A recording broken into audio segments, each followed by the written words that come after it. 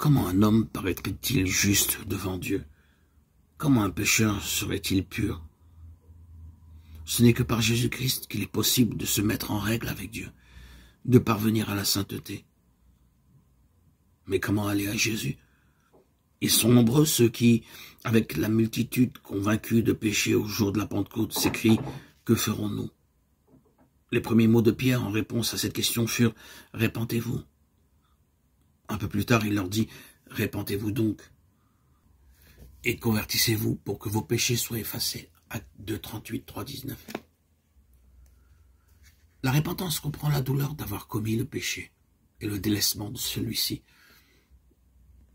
Impossible d'abandonner le péché avant d'en avoir vu la gravité. Point de vrai changement de vie jusqu'à ce que l'on se soit détourné du péché de tout son cœur. Ils sont nombreux ceux qui ne comprennent pas la véritable nature de la repentance. Beaucoup de personnes gémissent sur leur péché et se réforment même extérieurement parce qu'elles craignent les conséquences de leurs mauvaises actions. Ce n'est pas là la repentance dans le sens biblique du terme. C'est redouter la souffrance plutôt que le péché lui-même. Telle fut la douleur d'Ésaü quand il vit qu'il avait perdu à tout jamais son droit d'aînesse. Balaam, terrifié par l'apparition sur son chemin d'un ange armé d'une épée nue, confessa son péché dans la crainte de perdre la vie. Mais il n'y avait pas en lui de repentance véritable, pas de changement de disposition, pas d'horreur du mal. Judas Iscariote, après avoir trahi son Seigneur, s'écria « J'ai péché en livrant le sang innocent » Matthieu 27, 4. Cette confession lui était arrachée par le sentiment terrible de sa condamnation et par la perspective redoutable du jugement de Dieu. Les conséquences de son crime le remplissaient de terreur.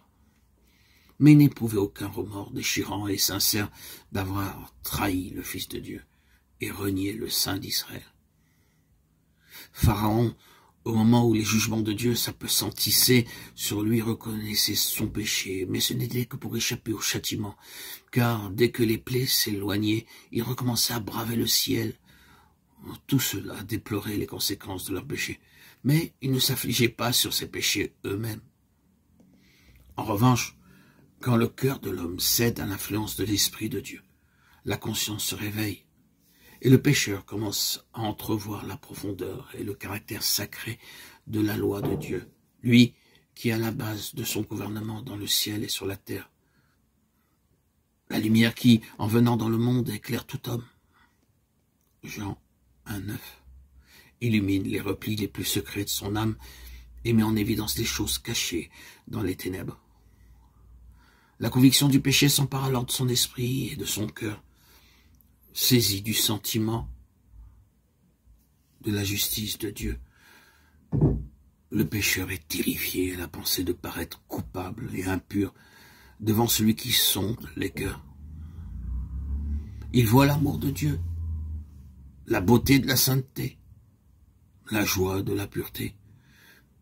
Il désire être purifié et entrer en communion avec le ciel.